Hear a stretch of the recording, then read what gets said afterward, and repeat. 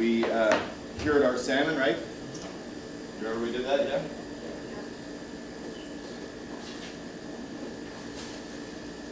So we have our salmon gravlax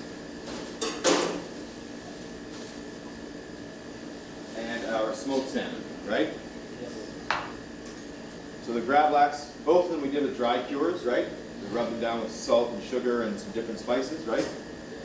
The smoked salmon I took out of the brine, or the dry cure, washed it. I left it over the weekend in the fridge to develop what? Pellicle, yes. That's now in the smoker here, okay? I started smoking it on Monday, but I don't have enough time on Monday. Normally I smoke it 24 hours, but that's just not possible in this archaic school. So I smoked it partially on Monday, partially today. I'll probably do it some more tomorrow, just because, yeah, this place is weird. At any rate, I've also got this thing loaded with ice. Okay? Why would I want to load this thing with ice? So it doesn't heat up. Yes, very good. Yeah, so it doesn't heat up. Why? Why would I not want it to heat up? So the salmon doesn't. Very good. That's the correct answer. Not so it doesn't heat up. That's the answer if you're a caveman. No heat, not fire, no cook, be a hunter. We don't want it to heat up because we don't want it to cook the salmon, right? This isn't cooked salmon, it's cured smoked salmon, yeah? So normally cold smokers, they generate the smoke separately, and that smoke is then tunneled or funneled into the chamber.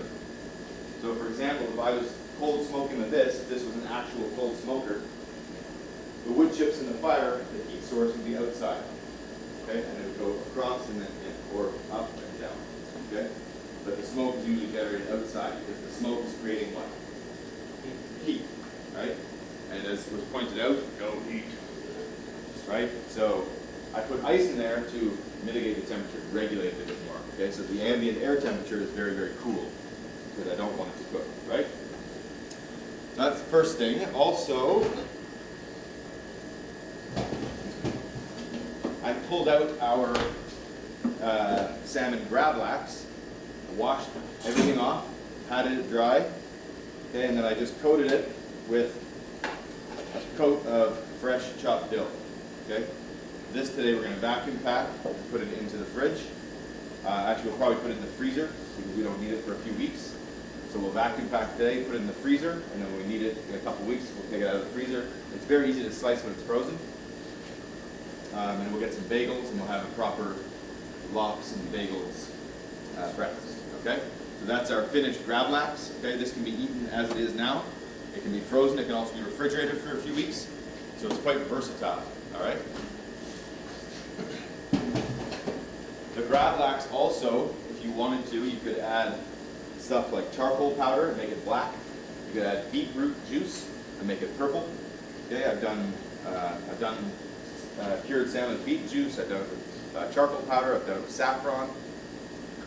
I've done it with truffle oil. I've done stuff like lemongrass and kaffir lime leaves, so more of like a Thai style flavor, you know.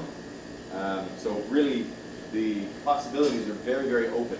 Okay, just understanding the proper way to cure it is sort of the most important thing. And then from there, once you know how to cure something, you can kind of do whatever you like. Yeah. Now, the other thing we're going to make today is called spätzle.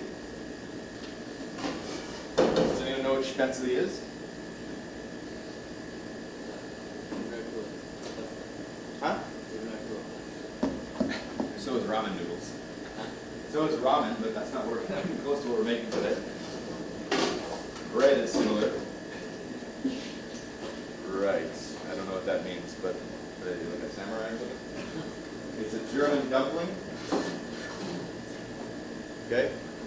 So it's more similar to gnocchi than pasta.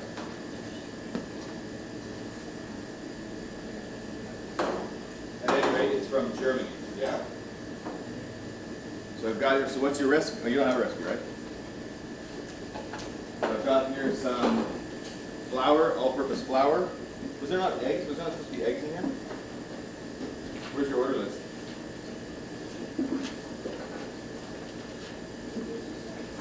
Yeah, eggs. Why don't I have eggs?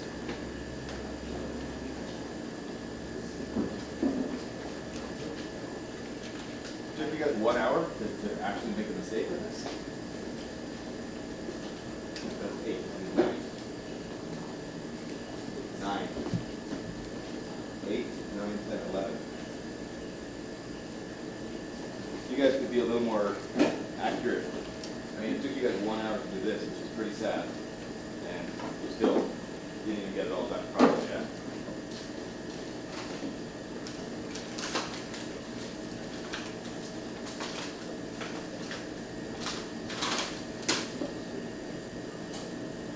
So now I've got eggs. So I've got AP flour or bread flour, either one works.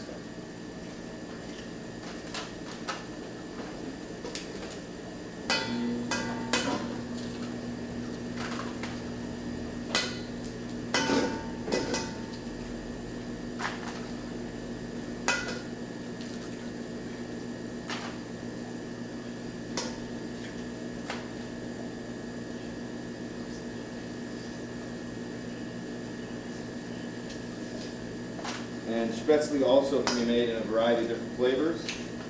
We're just going to make the traditional plain flavor today. But these can also be made using carrot juice, beet juice, all kinds of different things. Pureed spinach if you want green. I've got some milk, sour cream,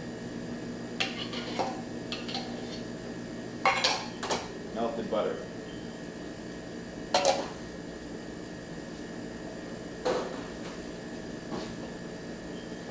And I'm going to take a whisk, which I have right here. Mix up my eggs and my sour cream and my melted butter.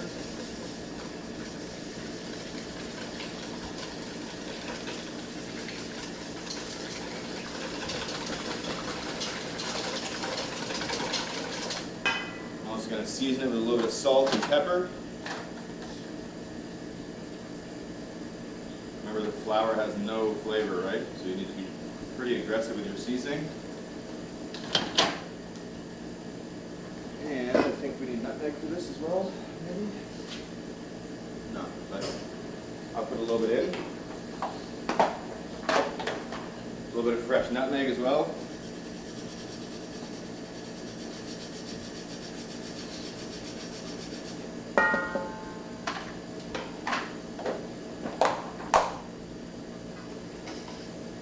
And then we just simply pour our egg mixture over top of our flour. What the hell are you doing here? That was super weird, man. Do you need to talk to me? What? Do you need to talk to me? No. I'm good. Then I don't want to talk to you either. Guys, oh my God.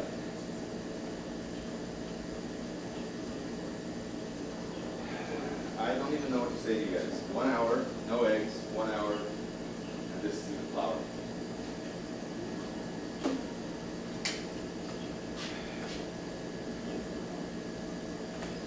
You guys really have to be more careful.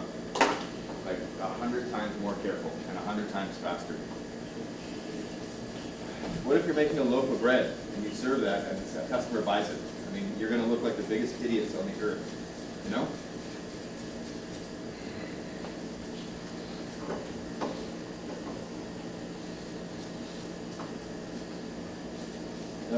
I really don't even know what to say about that. How you don't notice a giant packet in the flour. It's just absurd. So we're going to mix this all together, and this is going to form our spätzle. All right?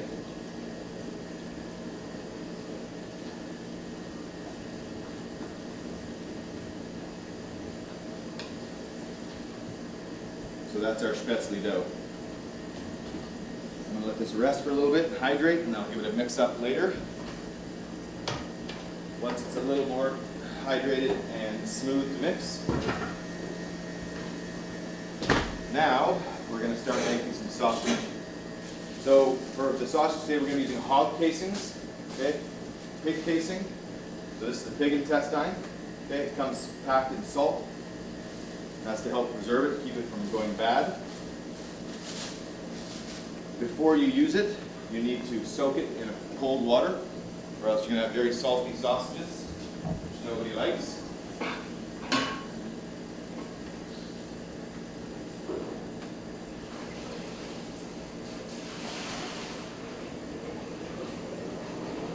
So here's the casing now after having soaked it. Okay, this has been soaking for about an hour, about as long as it took you guys to do the mise en place today, which is way too long. May have mentioned that already. So yeah, you need to soak these in cold water before you start to process your sausage. Okay. I've also got here my meat. So this is some veal. Okay. So the sausage we're making today is called Weisswurst, which basically means white sausage. And it's one of the more traditional, more famous German sausages. Okay. The two most famous German sausages are probably Weisswurst and Bratwurst. Okay, and basically, Weisswurst means white sausage, and Bratwurst means brown sausage. Very creative the Germans are, huh? What do you want to call this one? White. What do you want to call that one? Brown. I like it. I like it a lot. But Germany has a huge volume of different types of sausages. They have probably over 1,000 different types, close to 1,500 kinds of sausage. They have over 1,000 kinds of bread, and they have over 1,000 kinds of sausages. So that's what German people love, right? Cars, beer, bread, and sausage. Not necessarily in that order. Some of them like it sausages more, some people like BMWs more. Now, for the grinding, just going to get here. So for the grinding part, you guys remember back to your hygiene and safety class? Yeah, what should you never stick into the grinder? Huh? Yeah, anybody's hand, not just yours. What could happen to your hand if you stick your hand in there? You're gonna lose it, right? So this machine is made up of 5 or 6, depending on the type, 5 or 6 basic parts. Okay? There's the machine here, the engine, right? There's the loader or hopper. This one is attached, but sometimes they come off. Okay? Then there's the piston housing. Okay? Then there's this here. This is the piston. This is what turns and forces the meat out. Some people call it a spindle. Okay? So it's got 2 ends. One is a square end, one is a small round end. The square end goes into the housing. Okay, and this fits in all the way in. Then there's a blade and a die. Okay, this is called a die. And then this is your lug nut or wheel nut. Okay, I keep these in the freezer until I'm ready to use them. Okay, there's a right way and a wrong way to put these machines together. There's 2 sides. Okay, it looks kind of like a boat propeller. Okay, this side, so the flat side facing out, okay, like this. Okay, the blade out, and then the die goes on top. Okay, so what you need to have is the blade turning against the die. Okay, some people put it in backwards like this, and then nothing happens. Like that? I don't know. I can't see what you see. I don't know. Is this good? It would be really good if there was a TV that I could see what you see. So the blade facing out is not going to work because as the meat gets pushed through, it's not going to get cut. You want me just to move over here? Can you see this? Yeah. On the screen now? The camera is not working.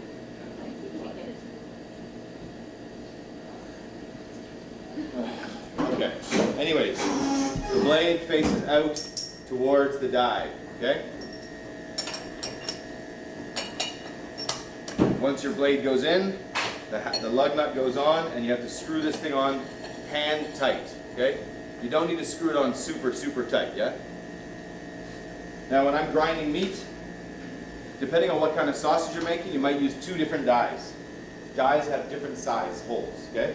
So if you're making a coarse sausage, you might use a small die and a large die to get different a varying texture in the sausage. Today we're going to be making a very smooth sausage, which is why we have the RoboCoops. Normally I would use what's called a bowl cutter or a buffalo chopper, which you've probably used. Yeah, nice, huh? Better than using this. I often find it's also very nice to have your meat partially frozen before it goes in to the grinder, okay? Especially these older grinders, they don't work so well. So if your meat is really soft, it'll end up just kind of going around in circles and jamming up in the machine. So I find it's better to have a slightly frozen product, okay?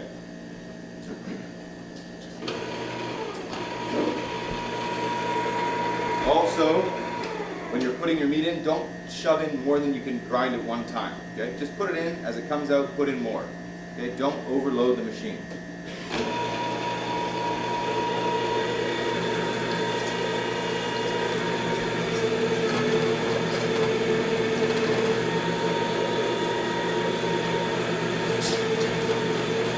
That could be your hand. That could be your hand too.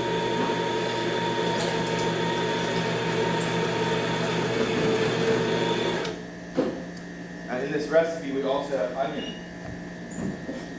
So I'm going to put the onion into the grinder now as well and grind that through to make it a little bit finer. Okay?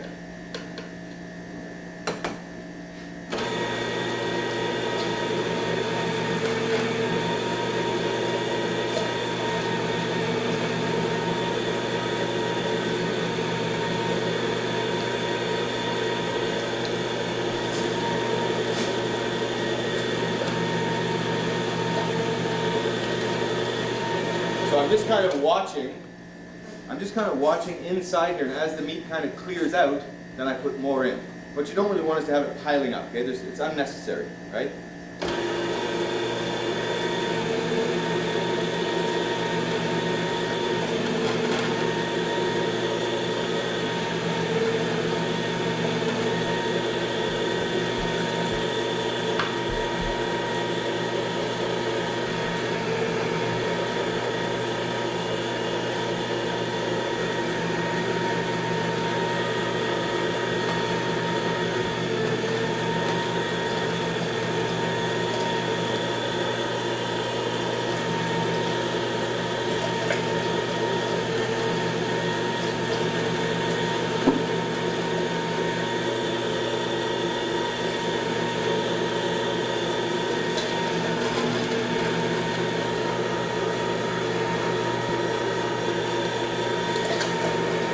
Of having the meat slightly frozen, as I said, it comes out a lot easier.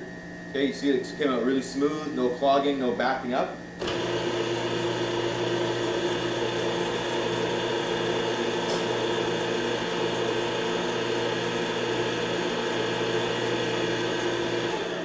So if you need to use this, it's called a plunger, okay? You only use the one that came with the machine or one that's used in butchery. If you don't have one of these, don't go and grab a metal spoon or wooden spoon or boss's arm, right? Don't be like, hey boss, can you just reach in there for a second? Haha, just joking, you got no hand, right? Also, there's two sides to this, okay? There's the plunger side, and then what's this called? The handle. And you can see from the handle, some idiot has probably been like, oh, I don't know, right? And this went through the machine. All right, so now their sausage has delicious bits of plastic in it. It's a traditional Taiwanese recipe for plastic and pork sausage. Okay? Last time that we all had a little bit of plastic in it. Yes, we do. But I don't want to knowingly eat this. Okay? If I don't know about it, if I don't see it, it doesn't exist, right? So when you're using this, make sure you use the right end. Okay? It's flat and wide for a reason, because when it goes down, it can't get sucked into the machine, right? Hello. Unfortunately, common sense is something that doesn't exist so much here. So that's how you use the grinder, okay? So now we've got our basic pork ground up here, okay? So now what I'm going to do is I'm just going to, boss, sweet boss, come here please. You can move these over here. Can you say it again, Jeff? Move these over here. Plug them in, please. I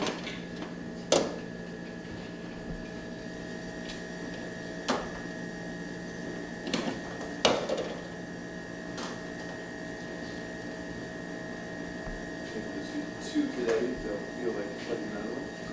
Both, boss, both. These cooking.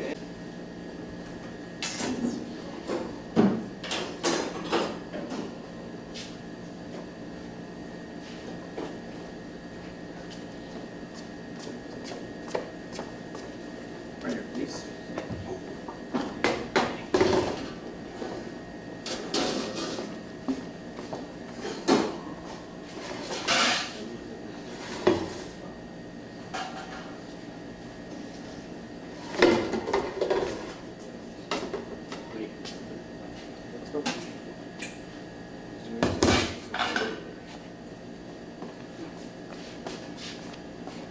You guys have to do a little bit faster.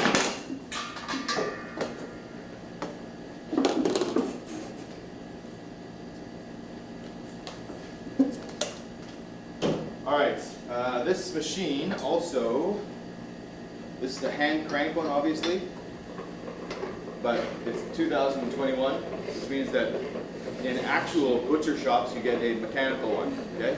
I feel like I'm starting up an old World War II plane, gonna go shoot down some Germans, you know? Like, all right, boys, we're gonna go take back Berlin. Okay. Or like machine cars. Sorry? Those. Yeah, yeah. Oh, machine gun. So this machine also has several different parts. There's the feeding tube, and then there's your wing nut. Okay. So this is going to go on here. Depending on the type of sausage you're making, will dictate the size of the hole you use. Okay. Like I said, today we're using pig casings. Okay, pig casings are fairly durable. They're pretty versatile. Things like lamb sausage and stuff like that, the casings, lamb casings are much thinner, so they have they tend to break quite easily.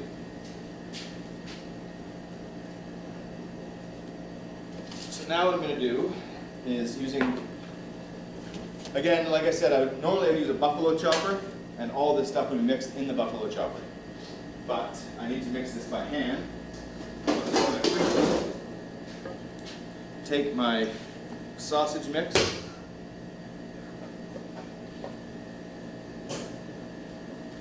So the bowl cutter or buffalo chopper, as I mentioned, operates by having a large metal bowl that turns, and then under a protective casing, there's usually 1, 2, 3, 4, or 5 blades that spin very fast, and they spin very close to the metal. And so buffalo choppers are great because you can use them for, obviously you're not going to use them for like fine dining stuff, okay? Because you can't do fine dice, okay? But for things like doing large cutting of vegetables for soup, or doing any kind of sausage preparation or meat preparation, they work really, really well. So I'm just going to quickly go through here and mix this all together. Now, if you look in your book, as per the section on sausages, you'll see there's a variety of different kinds of sausage. So we can turn to that section now.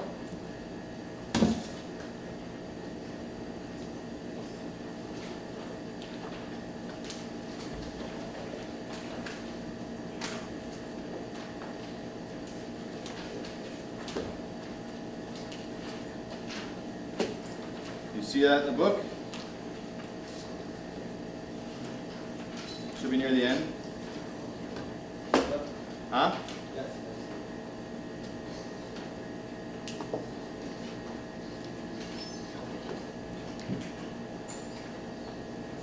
So what are the kinds of sausage we have? Huh? Kind of sausage. Yeah, there's 3 different kinds.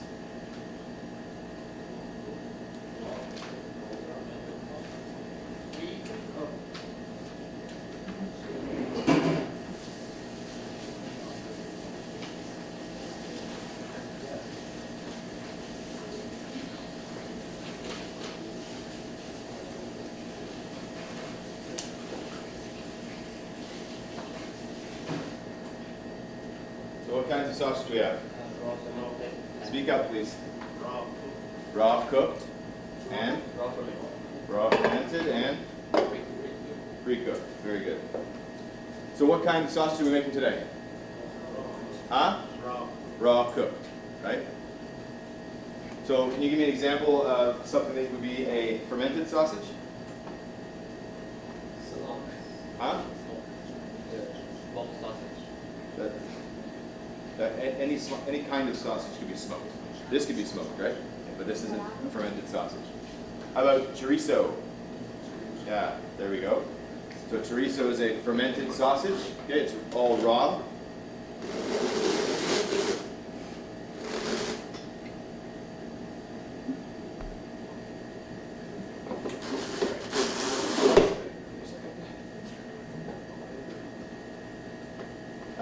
So any kind of sausage where the products are raw and then fermented, so they're not cooked, is considered a fermented sausage, right? So chorizo is one of them. Not merguez, but there's a lot of varieties of different raw fermented sausages. This machine really is getting old.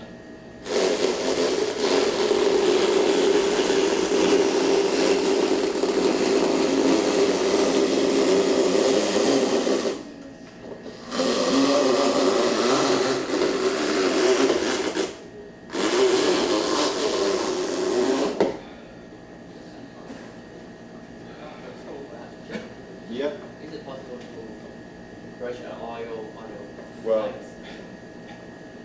anything's possible, boss. Do you think it's necessary to put oil or butter into a sausage stuffer?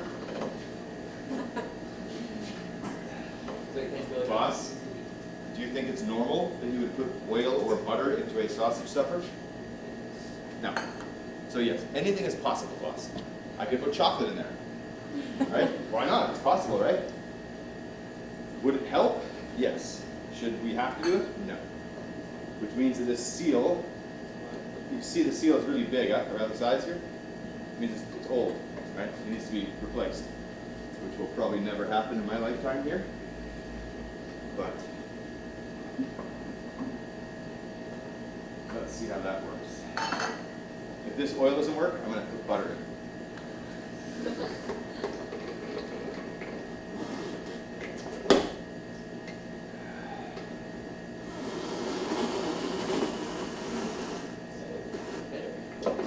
Still coming out though.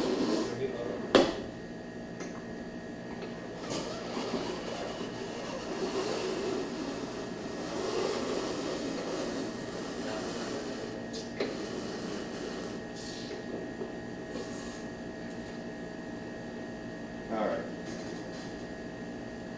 So now we've got our sausage in there. So what I'm doing is I'm lowering the press down until I get to where the meat is to get air out. Now I can put this plug back in.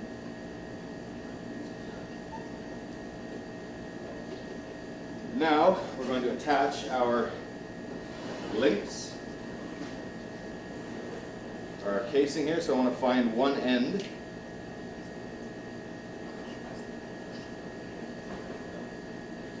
And then we just carefully open this up.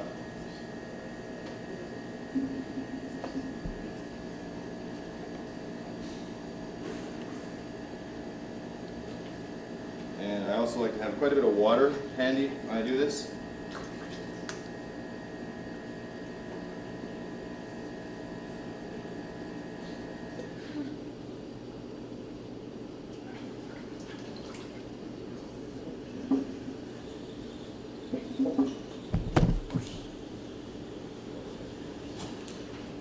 This is like the most tedious part, is finding the opening.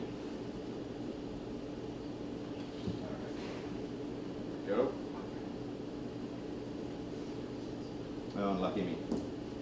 Wrong one here.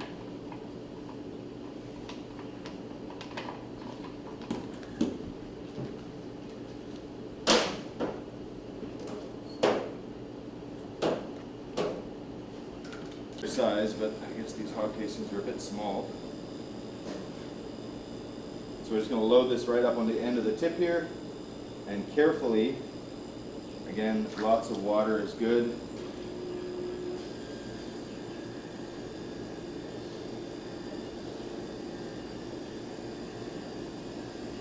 I'm trying to keep it centered around,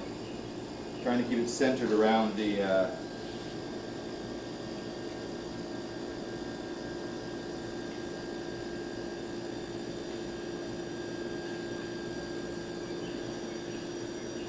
I want to try and keep the sausage casing centered around the feeding tube so that when it comes off, it's a little bit more easy to control.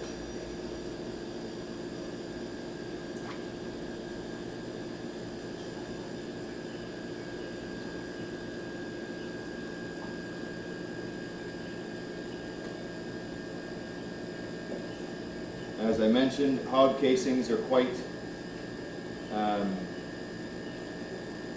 durable, but the other problem too is that, as I said, this machine's a bit old, and so what happens is it gets old, the plastic gets broken a little bit, or it can get chipped, and if it gets chipped, it'll rip a hole into the sausage, right, which is exactly what we don't want.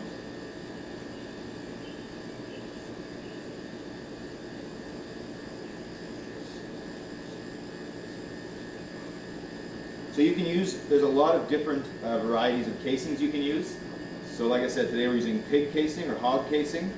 However, you can also use beef bung, which is like the beef lining. Okay, you can use lamb intestines. But what's most commonly used nowadays in terms of like volume production is synthetic casings.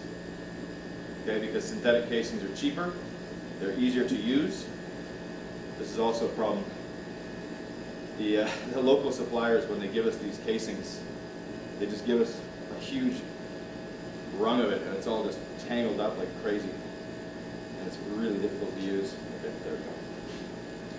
So synthetic casings are also very, very common, and they're probably the most commonly used nowadays, just because they're easy to use, they're cheap. But you can always tell when a sausage has been made using a synthetic casing because it's kind of tough to eat, you know what I mean? When you eat a sausage with synthetic casing, it's almost like it's been wrapped in plastic, okay? Synthetic casings are edible, right? They're not unedible, but a lot of people don't like them. I don't like them. I find eating them to be really unpleasant. So if you're going to make something, obviously, you know, for 7-Eleven, for like a 7-Eleven sausage, they're not going to use natural casings, right? Because they have a cost issue to worry about, right?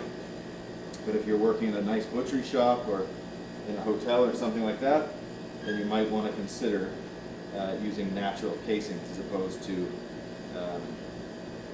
synthetic ones. But again, everybody's different. You have different concerns, right? These cost more, they're harder to use, they're a little lengthier, the process to use them is a little lengthier. Okay, so I'm going to grab a bit more water.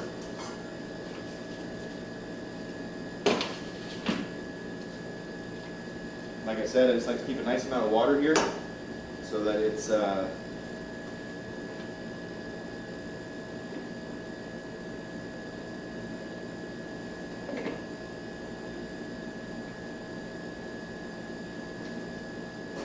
little bit of air coming out here.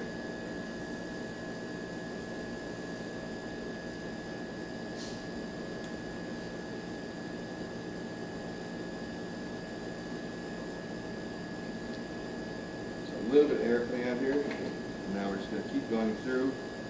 I might need somebody to help me here. Can I get one person to help me? Yeah, okay, so come on.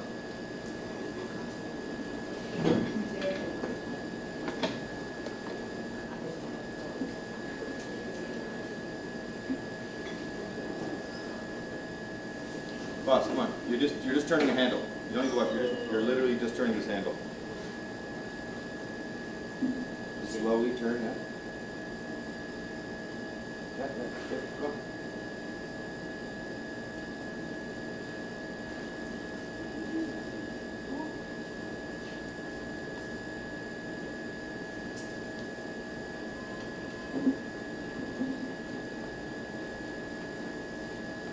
Stop.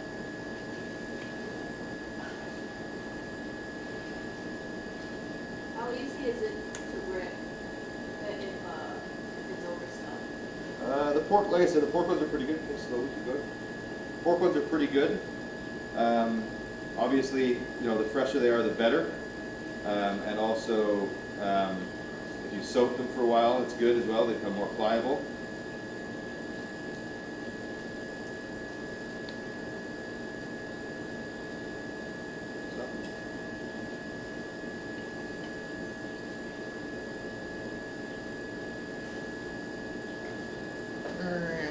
Okay.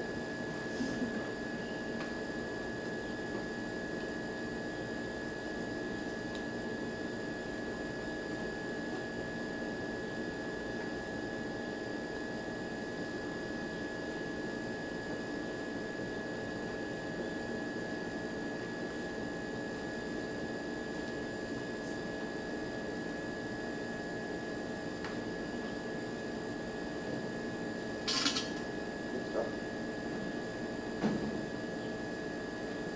Bring it back up.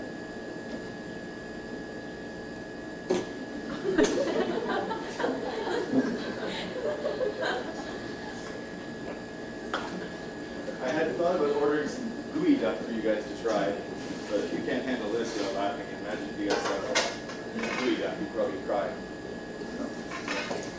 So we're going to see what's in here. There's not too much left in here, but come on.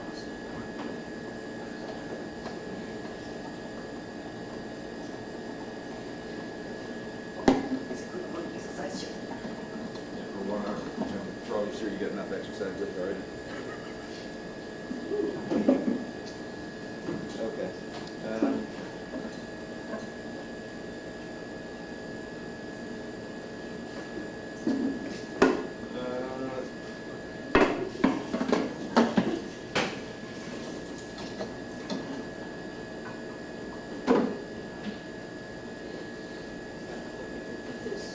Hey, where are you going? So you can leave it. Do a little bit more.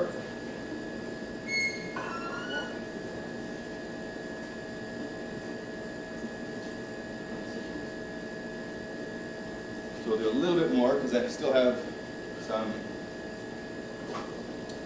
meat in there and I still got some casings here I can use.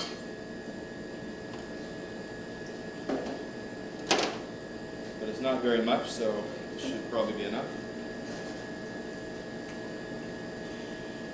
Take this cap out. It's probably yeah. Probably in there.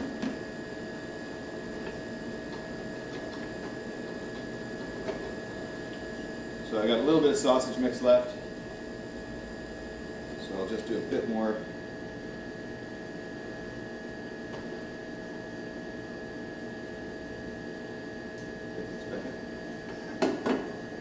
Show you guys how to twist the.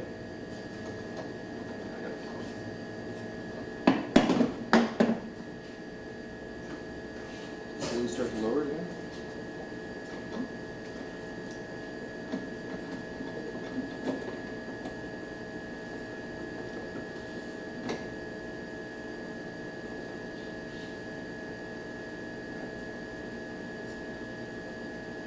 Stop. Stop.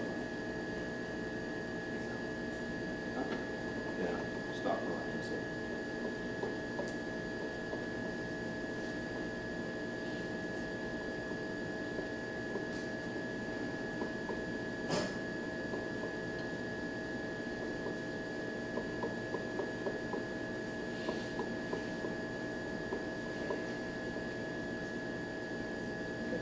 Starting on it.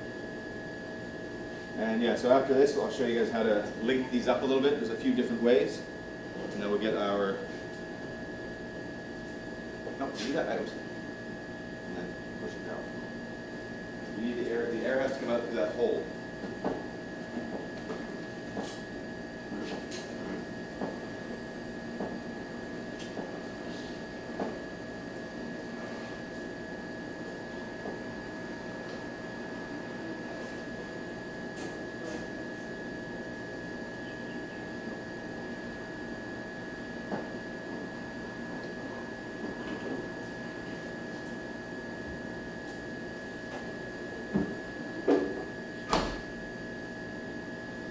just want to go down until we're just about on top of the meat there. Stop, stop. Okay, bring it back up, bring it back up. Yeah, okay, put the plug in.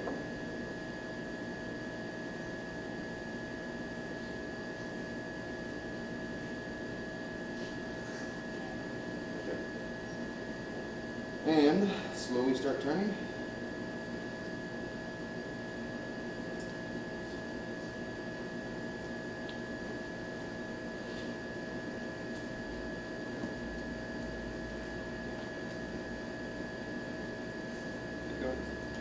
Stop.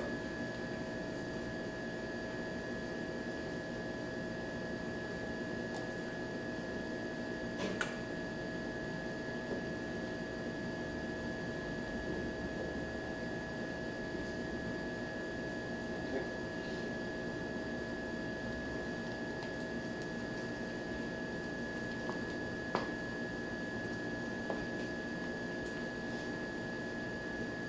Sit in. Okay, good. Perfect. All right, you guys move that machine off to the side, please, and have a seat.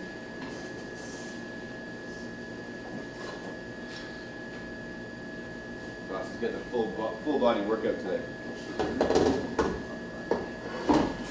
Pretty soon he's going to start selling tapes, you know, Boss's body workout, full boss workout. All right.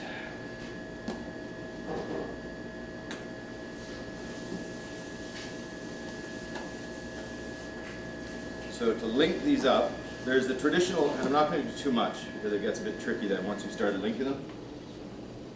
But there's a traditional method to linking sausage where you just twist, right? You make a little bit of you make a squeeze, right? And you just twist like that, yeah? You know what I mean? And you just do that repeatedly over and over and over, right? You know what I mean? Another way you can do it is you can do them in sections of 2s, okay? So you can split your sausage into a rope like this, right? Decide where you want your sausage to be, how long you want it to be, right? And then just twist, right? And so you can do that all the way down, so you have 2 by 2 by 2, right? So that's a very common way to do it as well, okay? Another way to do it, which is in most European butchery shops, okay, is, and this one's a little more complicated, but it's quite a bit faster in the end. It usually takes me a minute to remember how to do it, because I do this once a year, right? So, what's that old saying? You use it or lose it, right? All right, so the other way to do it is you take your sausage again, right? And I'm just going to decide here, this is my length, right? So I'm just going to give it a quick twist here like this, okay? Then I want to make one, maybe I'll make this one a bit bigger actually so it's easier. So make it a little bit bigger. Yeah, that's good. So I just twist it around, I go down, okay? Make another one, same length, okay? Twist that around again, okay? So now I've got 2 lengths, and I want to go through, make a third one, okay? Bring this around and through, okay? And so now I've got the starting of a link, yeah? Okay, so now I'm going to go up here, okay? Oh boy. I want to make 2, okay? I'm just going to twist this together, okay? So now I've got like this. And then this one I'm going to bring up. And do the same thing, okay? Link. Okay? I screwed up already. I told you I don't do this very often, so it's one of those things. If you don't use it, you'll lose it. Okay? I'm going to bring this one up. Twist again. Okay, so now we've got 2, 1, and then bring this one up. One of those balloon animals. Yeah, pretty much. Twist, yeah. And would do the same thing. You just repeat and repeat and repeat, and then you would have linked sausages like this. Okay? 3 by 3 by 3. Okay? So this one I'm just going to tie off. So confused.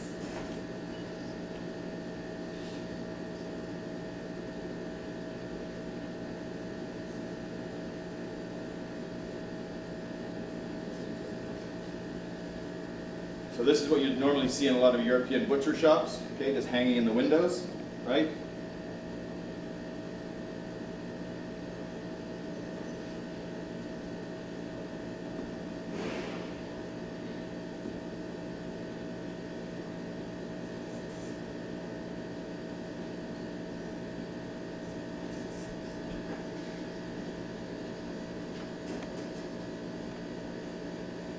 I'm just going to tie this off so it stays tight and closed.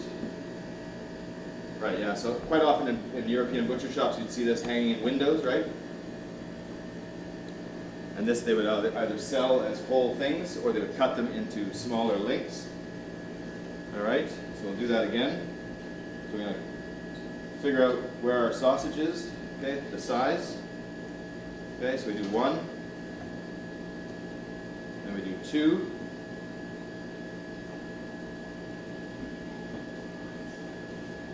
okay, then we do 3,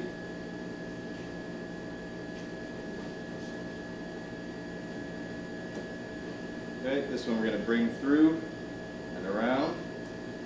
So now we've got the starting of it, right? Okay, right? You with me? Okay, this one's going to come through.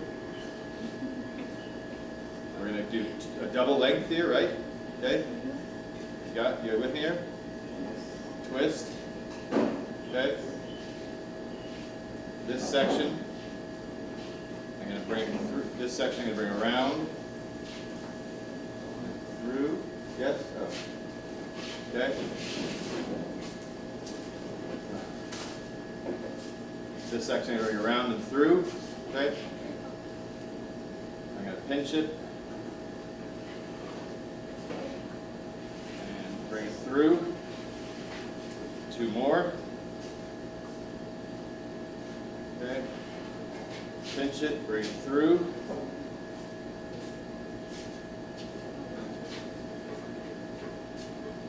I'm going to just use this one. It's a bit long, but it's already twisted here. Or I can just bring it through, actually. I'll try and untwist it here.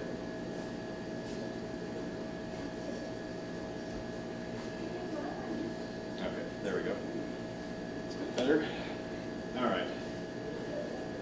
So I'm going to twist it through here, bring another link, pinch it, through, double, twist,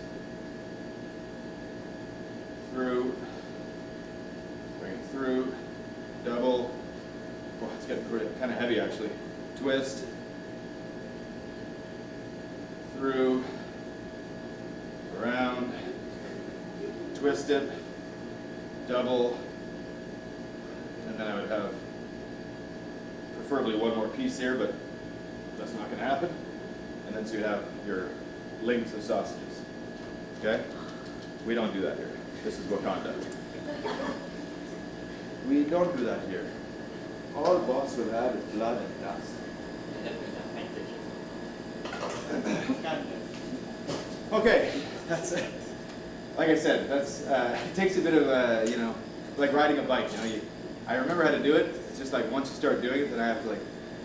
But anyways, once you practice, you know, if you watch YouTube videos like really good butchers, they do it every day, right? So for them, it's just like, and if I did it every day, I would probably be able to keep it a very honed skill. But unfortunately, I do not. I do it once a year, so it's just not. Just something I just tend to forget how to do. But at any rate, these turned out okay.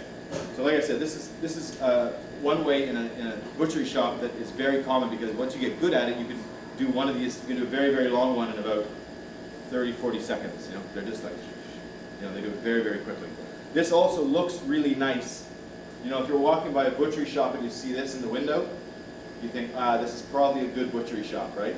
if you walk by and you see a bunch of poorly made sausages or a big pile of sausages, you're like, I don't know about that guy. Yeah, I don't know. So, now we've got our sausages, yeah? I'm going to put these onto a tray, and then we are going to start to cook these, but we're also going to start to make our sauerkraut and our spätzle. Okay?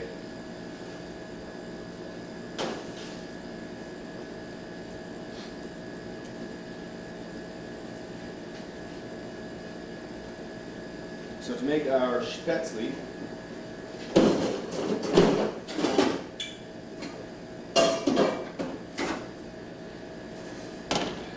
get some water boiling.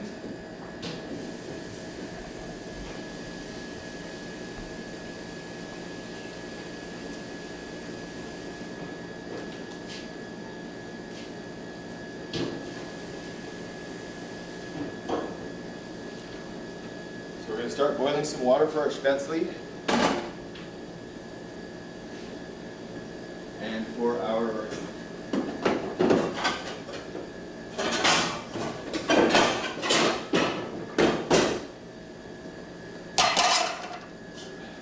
sauerkraut. You guys remember that we had the German, we started our sauerkraut. You remember a few weeks ago we started our sauerkraut, where we started fermenting the cabbage. So to finish this off, I'm going to take some butter, the 2 pans here, start to melt this down.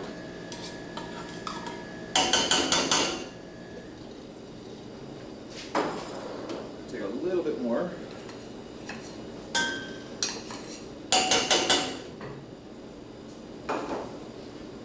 And I'm going to add a little bit of flour to each of these. We're going to make a little bit of a roux. I've got some garlic, some caraway, and some onion.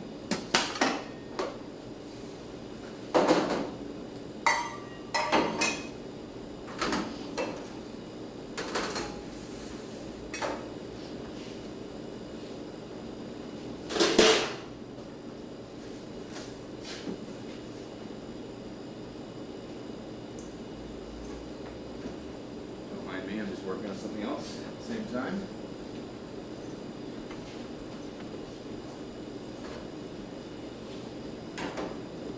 Grab one of those trays there.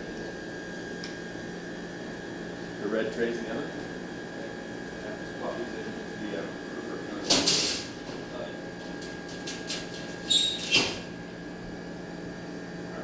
Thank you. Okay, so we've got some butter and some flour cooking here. And we're going to make a bit of a brown roux.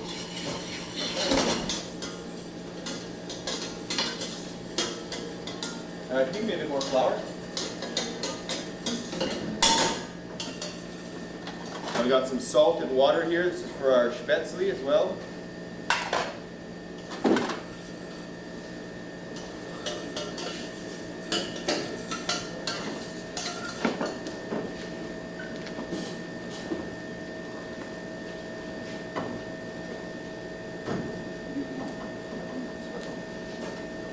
Sir. So we're going to make a brown roux.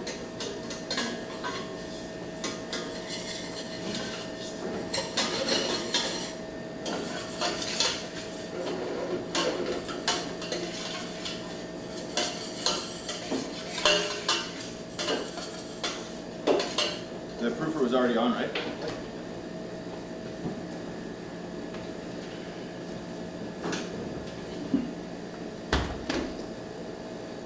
All right, can I get one more spatula, please? So as I said, we're going to make a little bit of a brown roux here, just by cooking off our flour and our garlic, or sorry, our flour and butter. And this is going to give us a nice, just one. This is going to give us a nice sort of nuttiness and color for our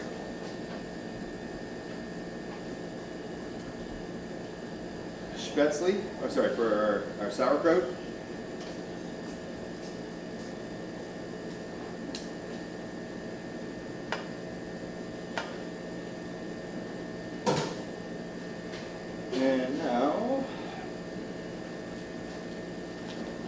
Boss, come on up here. You like to do stuff, right?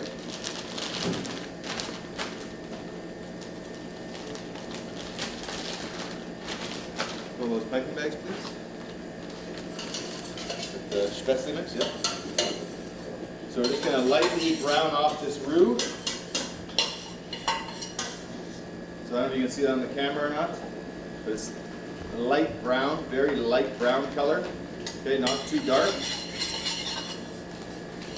As it starts to cook, you'll notice the smell.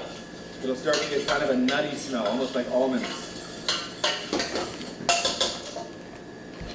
Once it starts to brown, I'm going to turn off the heat.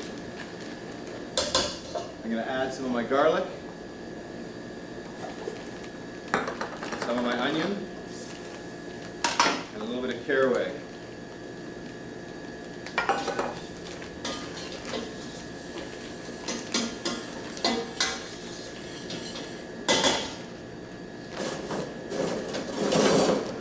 I'm also going to add a little bit of chicken stock and start to. That's good.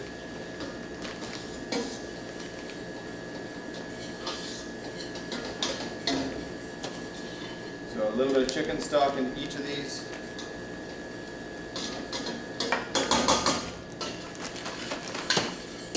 Once this one starts to get brown, I'm going to add my garlic, my onion, and my caraway, just like I did with the other one.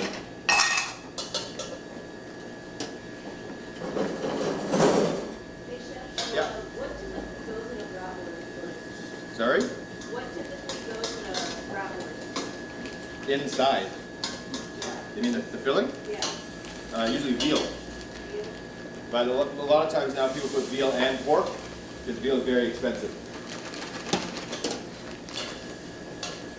And a lot of people think that raising veal is unethical. So they prefer to have it made out of pork. But traditionally it's made with veal. But again,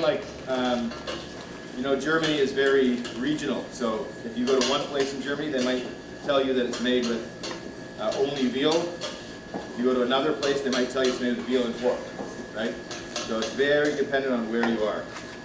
Much similar to the way Italians cook pasta, right?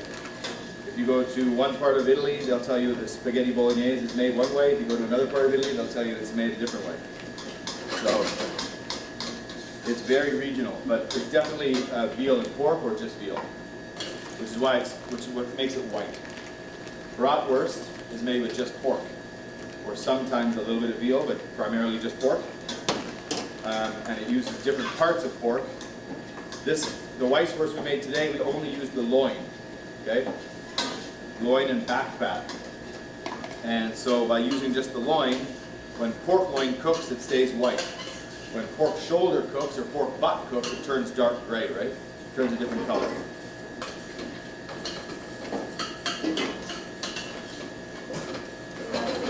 Brown color. Sorry? How does it get its brown color? Bratwurst? Yeah. From using a different cut of pork. Like shoulder or...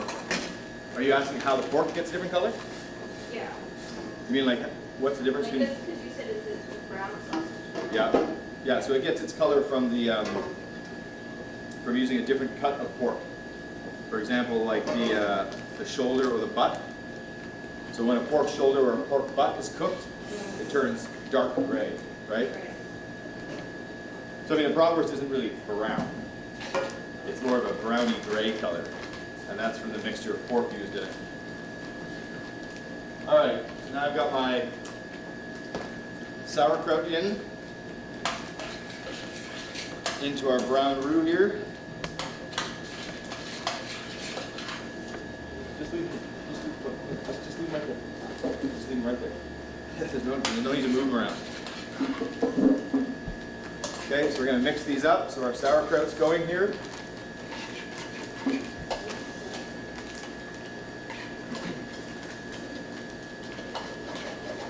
I'm going to add a little bit more stock, and then we're just going to simmer this sauerkraut just to develop the flavor a little bit. That's fine, just leave it. Next thing I want you to do, take that away, then fill this up with water. Okay, so now we got our sauerkraut cooking. You with me so far? Yeah, good. We got our sauerkraut cooking, and we've got our sausage done. And now we're going to start to get our spätzle done as well.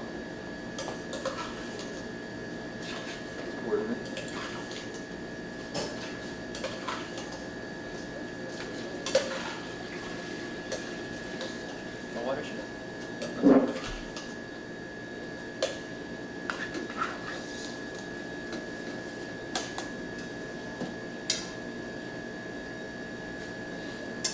So I just want to make sure that my sauerkraut has enough liquid so that it stays moist.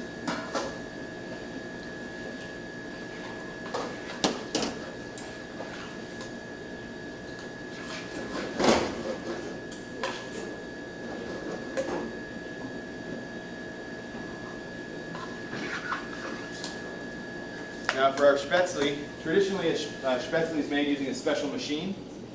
Looks kind of like a box grater, but obviously we don't have one of those, so we'll just use what we can.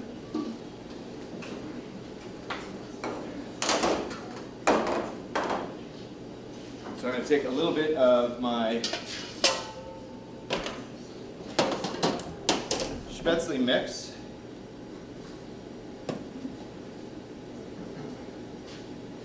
And I'm just going to carefully open up one of these bags that sweet boss did for us. I'm going to make it a little bit bigger. And then what I want to do is, like I said, normally a spätzle maker, you put the spätzle into a machine and you kind of work it over the hot water. Obviously we don't have one of those, so I'm just going to use a knife and just trim my spätzle.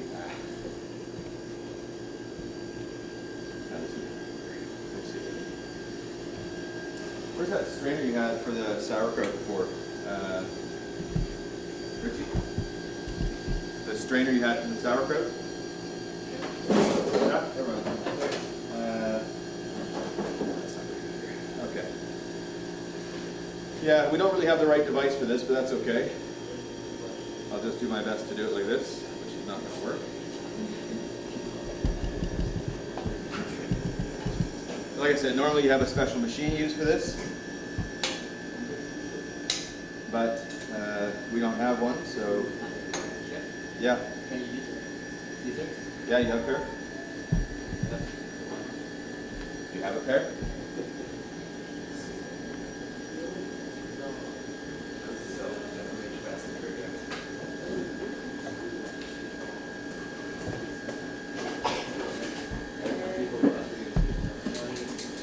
I got it. Thanks for the suggestion. Maybe next time you should have a pair if you're going to suggest something. Even this is going to stick quite a bit. Like I said, normally this would be made using a special machine, which is a lot easier. But that's all right.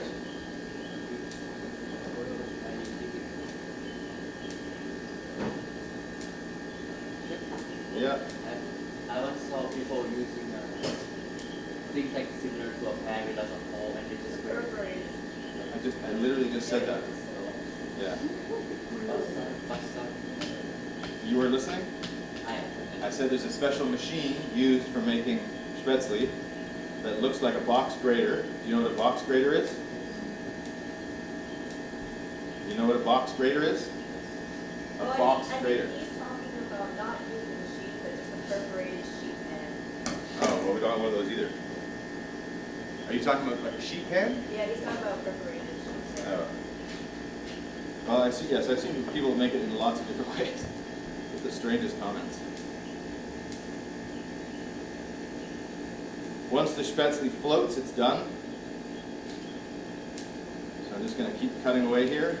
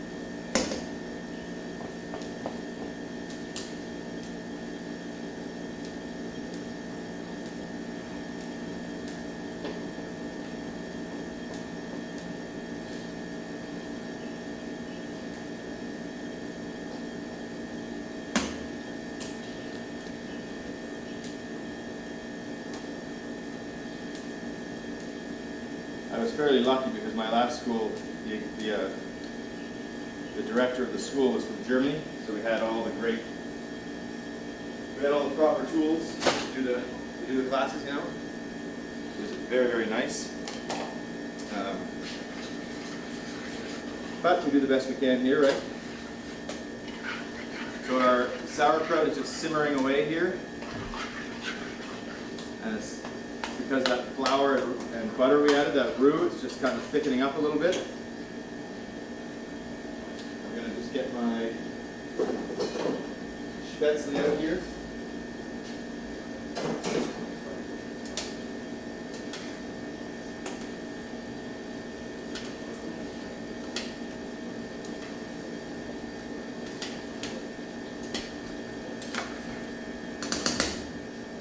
Bring this to a boil real quick.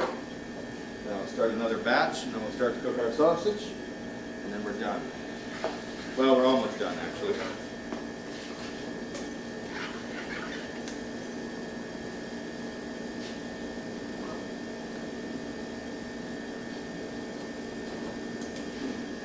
So once our spätzle floats, we just take it out. I've just got it on a lightly oiled tray here. That's just going to help it keep from sticking.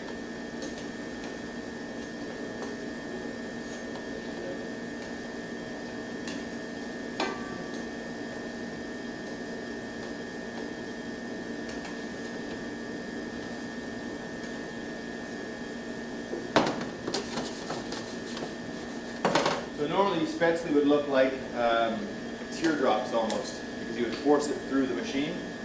But these look more like dollar bills kind of, or coins, because we're using a piping bag. So it's not really the right shape, but the idea is the same.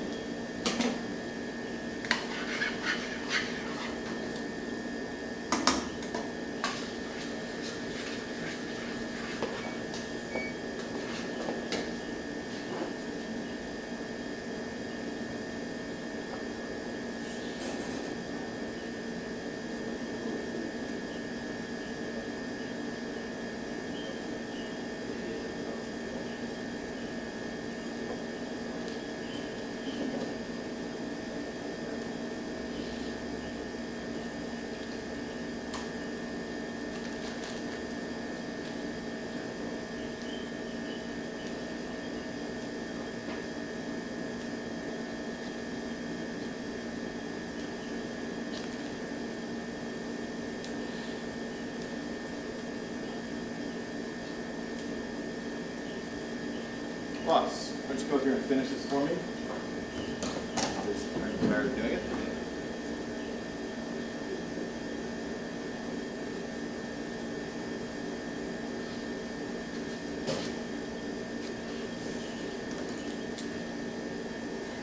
Alright, so our sauerkraut is just about finished. Okay?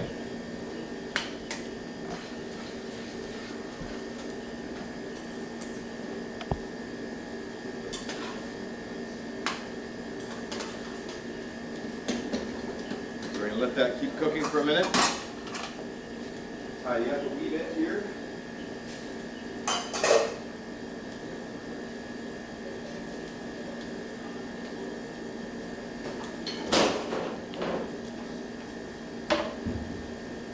Now, if you recall from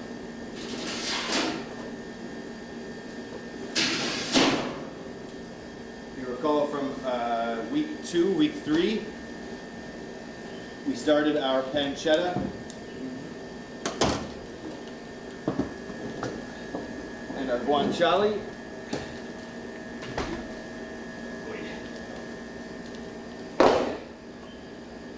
Oh, that's heavy.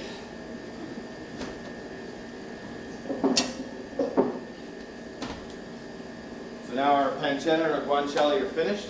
Okay, so this is now fully cured. Okay, and this we would use to make pasta such as carbonara. Okay, this today we're going to vacuum pack and store until we need it. But just to give you an idea what it looks like when it's finished.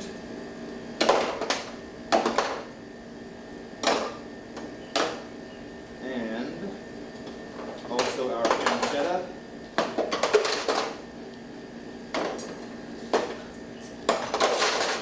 done, is it almost?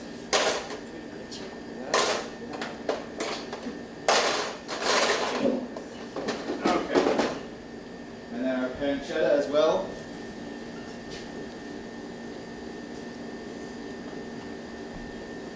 So that's our fully cured, very dry pancetta, okay? And again, this is 100% consumable because it's been cured, right? So you can eat it as is, okay? It's got a very, very dry texture now to it. But as I said, we're going to use this next semester in our basic Western classes, so we won't be eating any now. And so what I'm going to do is just using a knife, I just want to take off the string before I process it.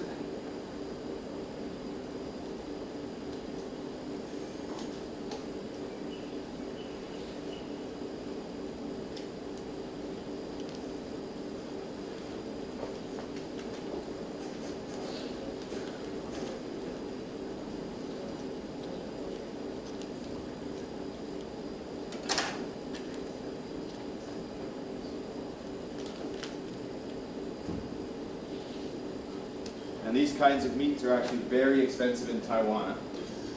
Pancetta and guanciale in Taiwan are very expensive because it's all imported, right? Nobody makes it here. So it's quite a good skill to have because if you know how to make it, then you don't have to buy it, right?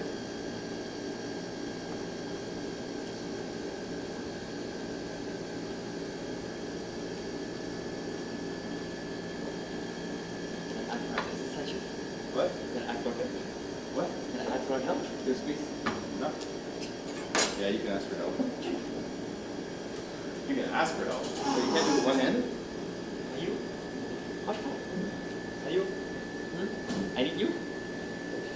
That's very sweet. Your help.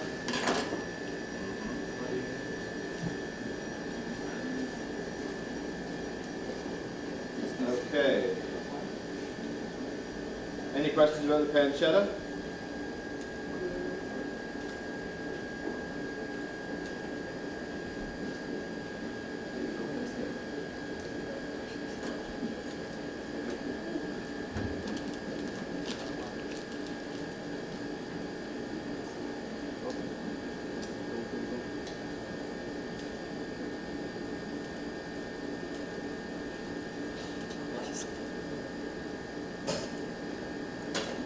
What is the best food to eat with pancetta? What? What like to go perfectly with the pancetta? I can't hear you. Like what is can eat with pancetta? What can you eat it with? Like the best. Lots of, there's many, many, many, many things.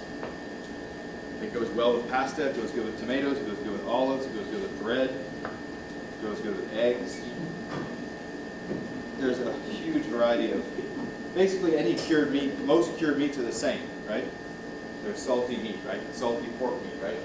So whatever goes well with something like Parma ham or prosciutto would probably go well with something like pancetta as well. Oh boy.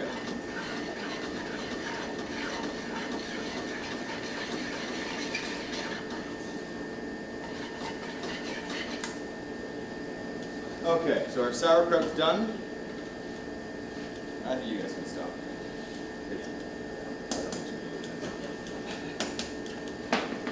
All right. So you're gonna bring this to a boil and take it off the heat.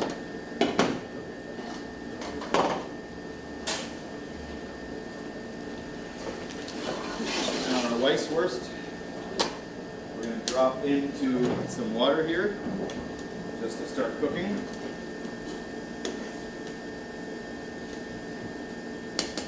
So these we're just going to poach. So there's no problem. Yeah. Okay, how many? That was a joke, boss. Throw it up.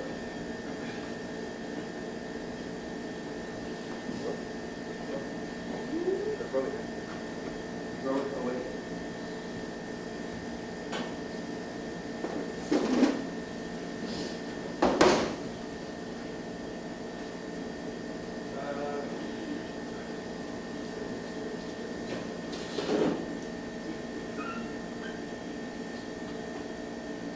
you guys bring paper towel? Paper towel? Chef? Ah, wonderful.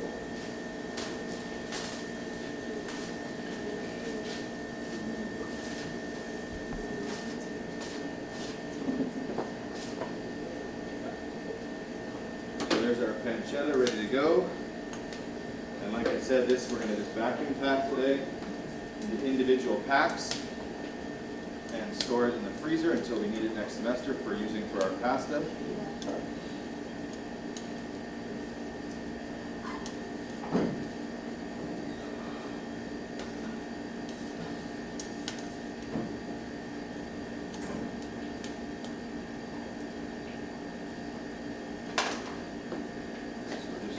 All the string off. I want to make sure that we get it all off. Don't want to have any left in there.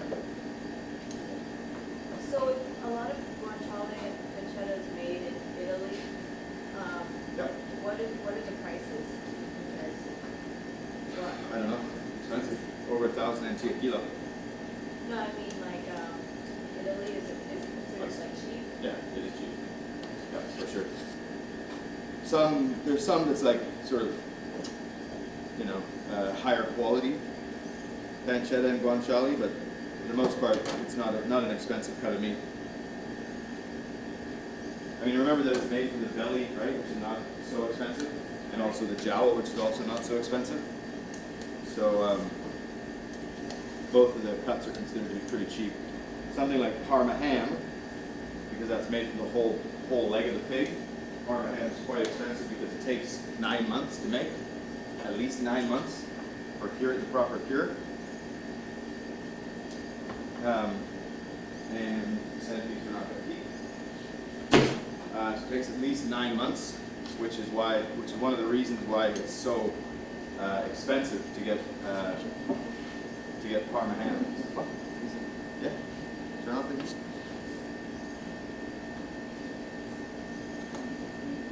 So as I said, this will just vacuum pack, and then next semester, when we need it, we have it. So Same with the have you ever guanciale. made Parma ham? Yep. Not here. Way too humid. Korea. Way too humid. Even up in the mountains here, mountains are okay, but it's still pretty humid.